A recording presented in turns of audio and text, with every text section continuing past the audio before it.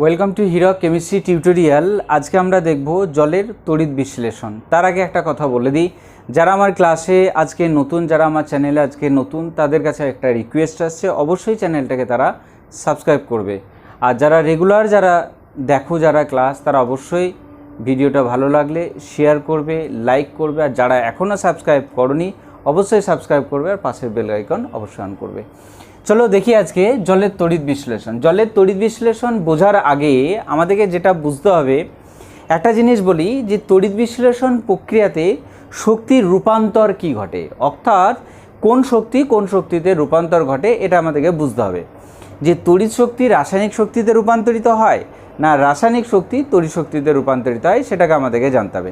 একটা জিনিস বোঝো যে তড়িৎ বিশ্লেষণ প্রক্রিয়ায় সবসময় তড়িৎ শক্তি রাসায়নিক শক্তিতে রূপান্তরিত হয়। তার কারণ বলি, এই যে আমি কনস্ট্রাকশন যেটা করেছি, বানিয়েছি, এটাকে বলা হয় ভোল্টমিটার, যেটা আমরা আগে দেখেছি।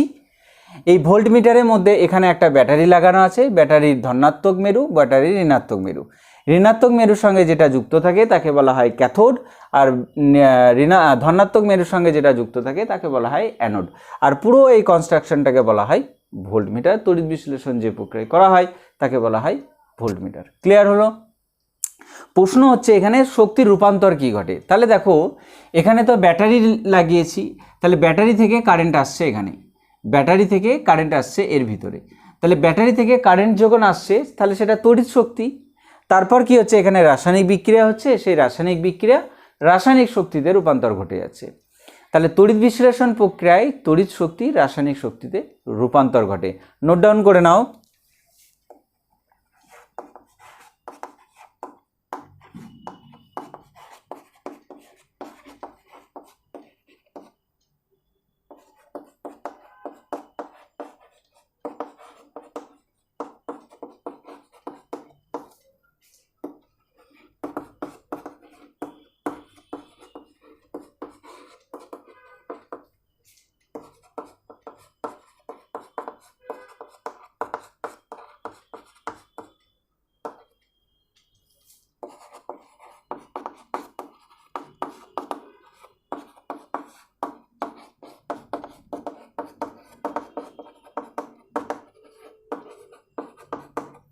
ওকে, তাহলে দেখো তড়িৎ বিশ্লেষণ প্রক্রিয়ায় তড়িৎ শক্তি রাসায়নিক শক্তিতে রূপান্তরিত হয়। তাহলে এটা তড়িৎ শক্তি রাসায়নিক শক্তিতে রূপান্তরিত হয়। ক্লিয়ার হলো? নোট ডাউন করে রাখবো যে তড়িৎ বিশ্লেষণ প্রক্রিয়ায় তড়িৎ শক্তি রাসায়নিক শক্তিতে রূপান্তরিত হয়। ওকে, ভেরি ভেরি ইম্পর্টেন্ট এটা। নেক্সট একটা দেখো, আমরা এর আগের দিন ক্লাসে বলেছিলাম যে তড়িৎ বিশ্লেষণ প্রক্রিয়ার ক্ষেত্রে কী ধরনের তড়িৎ প্রবাহ ব্যবহার করা হয়। এখানে ডিসি কারেন্ট ব্যবহার করা হয়, এর আগের ক্লাস দেখবে ডিসি কারেন্ট ব্যবহার করা হয়। ক্লিয়ার হলো? চলো এবার জলের তড়িৎ বিশ্লেষণ আমাদের হেডিং করা আছে, সেটার উপরে ফোকাস করি। জলের তড়িৎ বিশ্লেষণ প্রক্রিয়া। মনে রাখি যে জলের যদি তড়িৎ বিশ্লেষণ প্রক্রিয়া যদি করতে হয়, এখানে একটা জিনিস ক্লিয়ার করে নিতে হবে যে কোন জল তড়িৎ বিশ্লেষণ ঘটাতে পারে আর কোন জল তড়িৎ বিশ্লেষণ ঘটাতে পারে না। যদি বিশুদ্ধ জল হয় তাহলে সে তড়িৎ পরিবহন করতে পারবে না। তার কারণ বিশুদ্ধ জল সম্পূর্ণ আয়নে বিশ্লিষ্ট হয় না, সম্পূর্ণ আয়নে ভাঙে না, সম্পূর্ণ আয়নে বিয়োজিত হয় না, তাই বিশুদ্ধ জল তড়িৎ পরিবহন করতে পারে না। ক্লিয়ার হলো যে কোন জল তড়িৎ পরিবহন করতে পারে? তাহলে অ্যাসিডিক জল, অ্যাসিড মিশ্রিত জল তড়িৎ পরিবহন করতে পারে। তার কারণ জলের সঙ্গে যদি অ্যাসিড যদি মেশায় তাহলে সেই জল সম্পূর্ণ আয়নে বিশ্লিষ্ট হয়, আয়নে ভাঙতে পারে, আয়নে বিয়োজিত হতে পারে, তাই সে তড়িৎ পরিবহন করতে পারবে। ক্লিয়ার হলো? তাহলে বিশুদ্ধ জল সম্পূর্ণ আয়নে বিশ্লিষ্ট হয় না, তাই তড়িৎ পরিবহন করে না। অ্যাসিড মিশ্রিত জল সম্পূর্ণ আয়নে বিশ্লিষ্ট হয়, তাই তড়িৎ পরিবহন করে। নোট ডাউন করে নাও।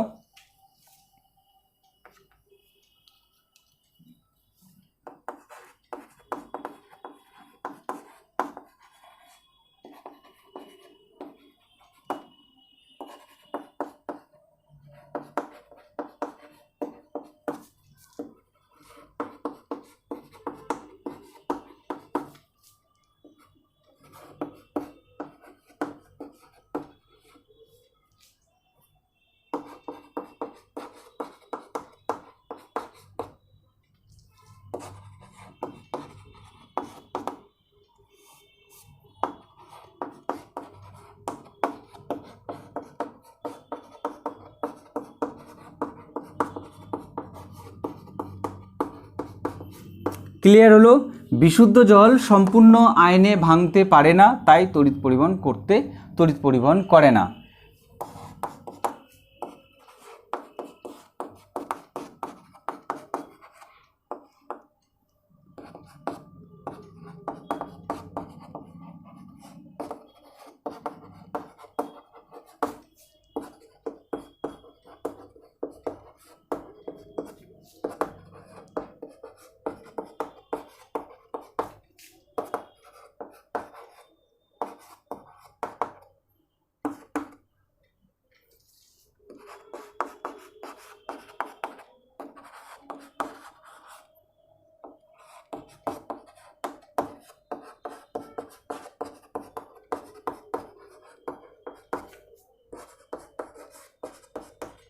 ক্লিয়ার হলো?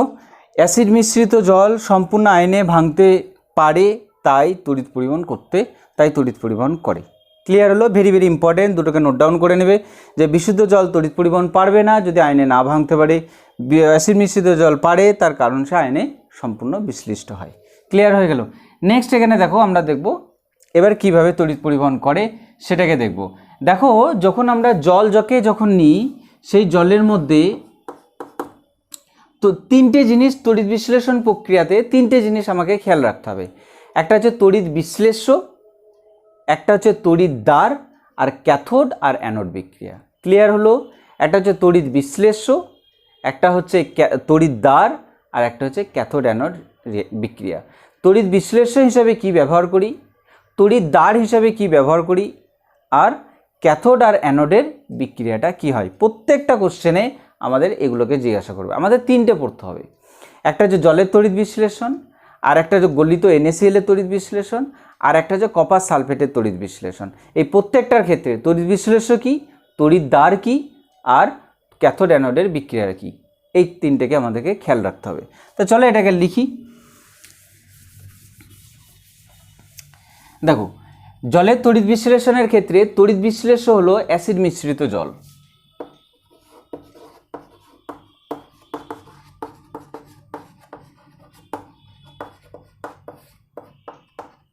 তড়িৎ বিশ্লেষ্য হলো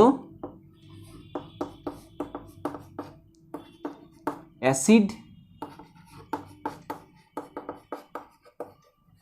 মিশ্রিত জল। ক্লিয়ার হলো? জলের তড়িৎ বিশ্লেষণ প্রক্রিয়ায় তড়িৎ বিশ্লেষ্য হলো অ্যাসিড মিশ্রিত জল। নেক্সট হচ্ছে তড়িৎ দ্বার।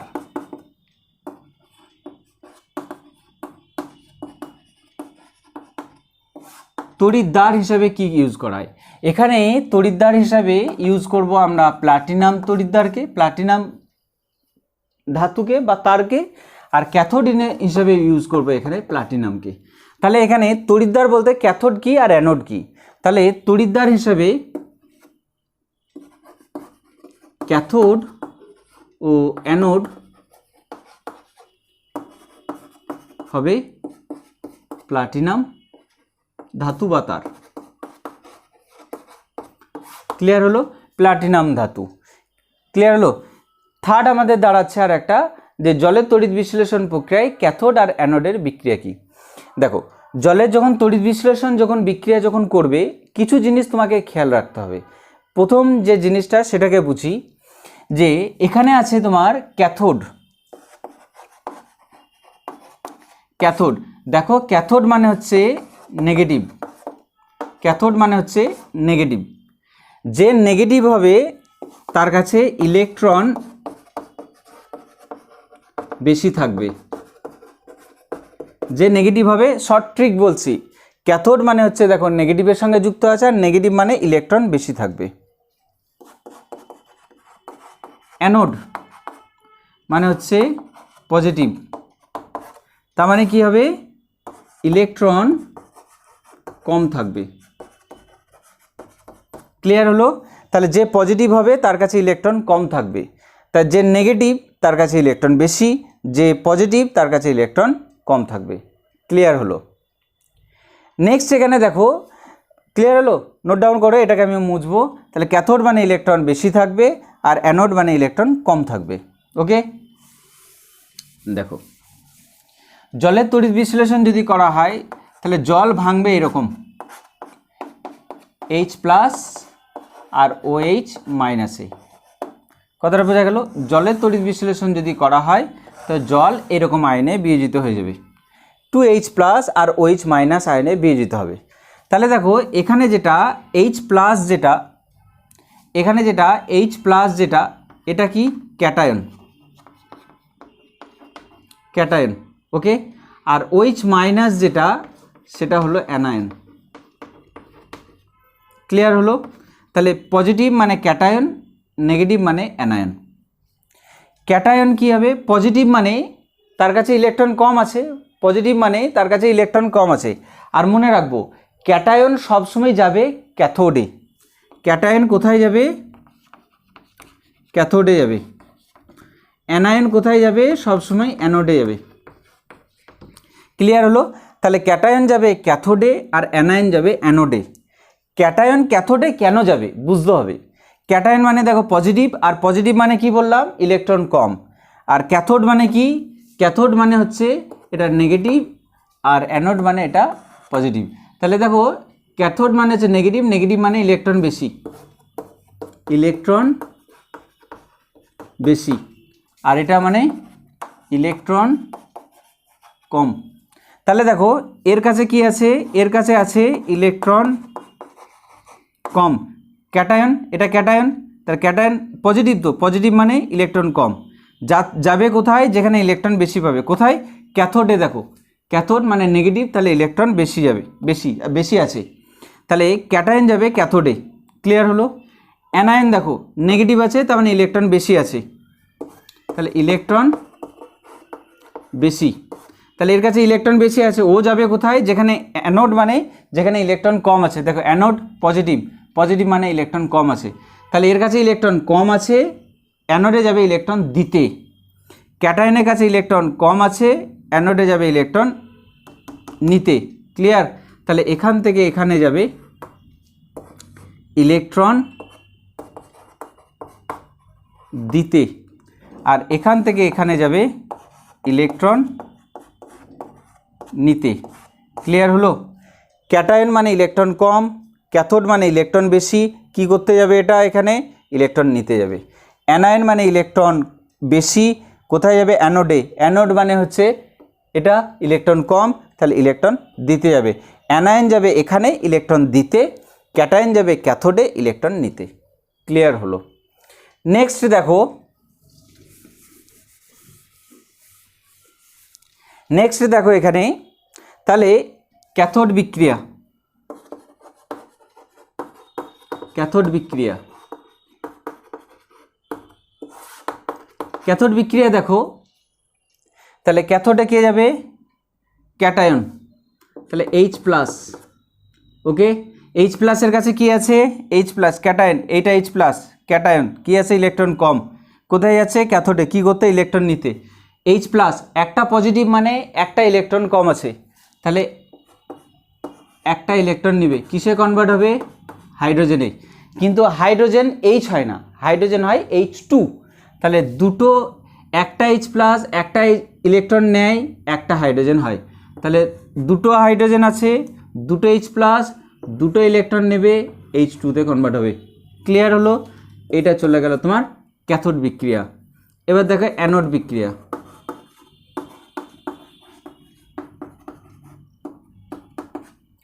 অ্যানোড বিক্রিয়া দেখো, অ্যানোডের ক্ষেত্রে দেখো অ্যানোড কে যাবে? অ্যানায়ন যাবে, অ্যানায়ন মানে OH মাইনাস, তাহলে OH মাইনাস, মাইনাস মানে ইলেকট্রন বেশি আছে, তাহলে কি করবে? একটা OH মাইনাস, একটা ইলেকট্রন বেশি আছে, তাহলে একটা ইলেকট্রন ছাড়লো, কিসে কনভার্ট হলো? OH-এ কনভার্ট হলো। ঠিক, চারটে OH, মনে রাখবো এটাকে, চারটে OH মাইনাস, চারটে ইলেকট্রন ছাড়বে, চারটে OH হবে। ঠিক, আর চারটে OH-কে এইভাবে লিখবো, এটাকে মনে রাখবে। ঠিক, 2H2O প্লাস O2, এই পুরোটা হচ্ছে অ্যানোড বিক্রিয়া।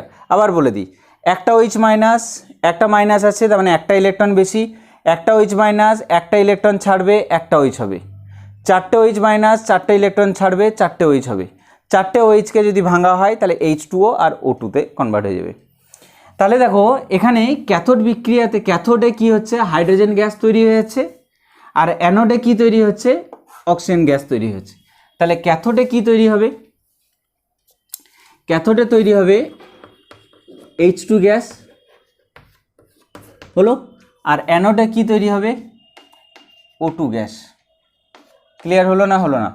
ক্যাথোডে তৈরি হবে হাইড্রোজেন গ্যাস আর অ্যানোডে তৈরি হবে অক্সিজেন গ্যাস।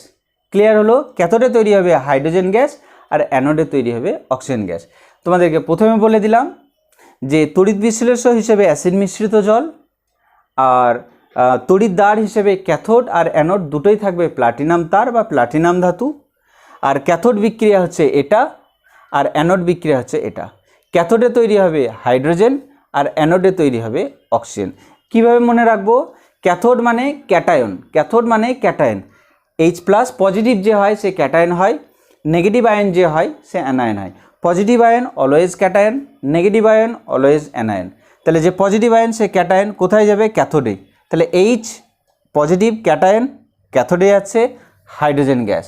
OH- মধ্যে O আছে, ঠিক। OH অ্যানায়ন কোথায় যাবে? অ্যানোডে। O আছে, অক্সিজেন গ্যাস কোথায় হবে? অ্যানোডে। ক্লিয়ার হলো? নেক্সট এখানে আরেকটা জিনিস বলি যে দেখো ক্যাথোডে কোন বিক্রিয়া হয় আর অ্যানোডে কোন বিক্রিয়া হয়, এটাকে একটা বলি। ক্যাথোডে কোন বিক্রিয়া হয় আর অ্যানোডে কোন বিক্রিয়া হয় এটাকে বলি। দেখো এটাকে মুছি। দেখো মনে রাখো যে ইলেকট্রন গ্রহণ মানে হচ্ছে বিজারণ। মনে রাখবো ইলেকট্রন বর্জন, বর্জন মানে হচ্ছে জারণ। যেখানে ইলেকট্রন গ্রহণ হবে সেটা বিজারণ হবে, যেখানে ইলেকট্রন বর্জন হবে সেটা জারণ হবে। দেখো ক্যাথোডে দেখো ইলেকট্রন কি হয়েছে? পজিটিভ, তার মানে কি ইলেকট্রন গ্রহণ হয়েছে, তাহলে এখানে কি বিজারণ, তাহলে এখানে হবে বিজারণ। হ্যাঁ বিজারণ। ক্লিয়ার হলো? বিজারণ। আর অ্যানোড, অ্যানোডে দেখো কি হচ্ছে? ইলেকট্রন মাইনাস বেরিয়ে যাচ্ছে, ত্যাগ করছে, বর্জন করছে, তা বর্জন মানে জারণ। তাহলে এইটা হয়ে গেল জারণ। তাই জলের তড়িৎ বিশ্লেষণ বিক্রিয়ায় ক্যাথোডে হবে বিজারণ বিক্রিয়া আর অ্যানোডে হবে জারণ বিক্রিয়া। ক্লিয়ার হলো? জলের তড়িৎ বিশ্লেষণ বিক্রিয়ায় ক্যাথোড তড়িৎদ্বারে হবে বিজারণ বিক্রিয়া আর অ্যানোড তড়িৎদ্বারে হবে জারণ বিক্রিয়া। এই চলে গেল আমার জলের তড়িৎ বিশ্লেষণের পুরো ডিটেলস আমি বলে দিলাম। আর একটা জিনিস বলি যে জলের তড়িৎ বিশ্লেষণ প্রক্রিয়া করার সময় ক্যাথোডে আর অ্যানোডে উৎপন্ন গ্যাসের আয়তনের অনুপাত কত? জলের তড়িৎ বিশ্লেষণ প্রক্রিয়ায়, নোট ডাউন করো কোশ্চেনটা, জলের তড়িৎ বিশ্লেষণ প্রক্রিয়ায় ক্যাথোড ও অ্যানোডে উৎপন্ন গ্যাসের আয়তনের অনুপাত কত? দেখো জলের তড়িৎ বিশ্লেষণ প্রক্রিয়ায় ক্যাথোড ও অ্যানোডে উৎপন্ন গ্যাসের আয়তনের অনুপাত কত? তাহলে দেখো আমি যদি জলকে যদি ভাঙি তাহলে তৈরি হবে 2H2 + O2, ঠিক। হাইড্রোজেন যেটা সেটা তৈরি হবে কোথায়? ক্যাথোডে। আর O2 যেটা তৈরি হবে কোথায়? অ্যানোডে। ক্লিয়ার হলো? এখানে দেখো 2 অণু আছে, 1 অণু মানে হচ্ছে 22.4 লিটার আর 2 অণু মানে 2 × 22.4 লিটার। কথাটা বোঝা গেল? 2 × 22.4 লিটার। আর এখানে 1 অণু আছে, এর সামনে 2 মানে 2 অণু। 1 অণু গ্যাসের আয়তন হচ্ছে 22.4 লিটার, তাহলে 2 অণু কত হবে? × 2 হয়ে যাবে। তাহলে এখানে কত আছে? 1 অণু, তাহলে এটা হয়ে গেল 22.4 লিটার, ঠিক। এই 22.4 লিটার, এই 22.4 লিটার ক্যান্সেল হয়ে গেল, তাহলে এখানে হলো 2 আর এখানে হলো 1। তাহলে ক্যাথোডে জলের তড়িৎ বিশ্লেষণ প্রক্রিয়ায় ক্যাথোডে আর অ্যানোডে উৎপন্ন গ্যাসের আয়তনের অনুপাত হলো 2:1। ক্লিয়ার হলো? জলের তড়িৎ বিশ্লেষণ প্রক্রিয়ায় ক্যাথোড ও অ্যানোডে উৎপন্ন গ্যাসের আয়তনের অনুপাত হলো 2:1। নেক্সট আর একটা কোশ্চেন বলে যে জলের তড়িৎ বিশ্লেষণ প্রক্রিয়ায় ক্যাথোডে আর অ্যানোডে উৎপন্ন গ্যাসের ভরের অনুপাত কত? ক্যাথোডে ও অ্যানোডে উৎপন্ন গ্যাসের ভরের অনুপাত কত? দেখো এই চলে গেল H2O, তাহলে এখানে 2H + O2, এখানে 2 আছে, ঠিক। এখানে 2 হলো, ঠিক। বুঝতে পারলাম? ব্যালেন্স করে নিয়েছি অ্যাকচুয়ালি। তাহলে এটা কোথায় আছে? এটা আছে তোমার ক্যাথোড আর এটা কি আছে? অ্যানোড। এখানে চারটে হাইড্রোজেন আছে টোটাল। কটা হাইড্রোজেন আছে? চারটে। ক্যাথোডে টোটাল H2 তৈরি হচ্ছে, তাহলে এখানে চারটে হাইড্রোজেন আছে। একটা হাইড্রোজেনের ভর হচ্ছে 1, তাই চারটে হাইড্রোজেনের ভর হচ্ছে 4 গ্রাম, তাহলে এটা হয়ে গেল 4 গ্রাম। আর এখানে আছে দুটো অক্সিজেন, একটা অক্সিজেনের ভর হচ্ছে 16, তাহলে চারটে অক্সিজেনের ভর হচ্ছে 32, তাহলে এখানে হয়ে গেল 32 গ্রাম। তাহলে দেখো ক্যান্সেলেশন করো, 4 একে 4, 4 8 32, তাহলে এদের আয়তনের অনুপাত হলো 1:8। ক্যাথোড ও অ্যানোডে উৎপন্ন গ্যাসের ভরের অনুপাত, আয়তনের অনুপাত 2:1 আর ভরের অনুপাত হচ্ছে 1:2। এটা হচ্ছে ভরের অনুপাত। এটা গেল ভরের অনুপাত, আর এটা হলো আয়তনের অনুপাত।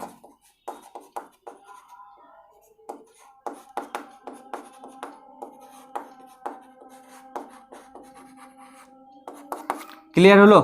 তাহলে আয়তনের অনুপাত হলো 2:1 আর ভরের অনুপাত হলো 1:8। এই চলে গেল জলের তড়িৎ বিশ্লেষণ প্রক্রিয়া। যদি কেউ না বুঝতে পারো অবশ্যই কমেন্ট বক্সে জানাবে যে স্যার বুঝতে পারিনি, অবশ্যই বলে দেবো। আর যারা ভালো বুঝতে পেরেছো তারাও কমেন্ট করবে, অবশ্যই কমেন্ট করবে যে স্যার বুঝতে পেরেছি, ক্লাসটা কেমন লাগলো সেটাও জানাবে। ওকে, আর লাস্টে বলে দিই যারা সাবস্ক্রাইব করোনি তারা অবশ্যই সাবস্ক্রাইব করবে, আর পাশের বেল আইকন অবশ্যই অন করবে। Thank you.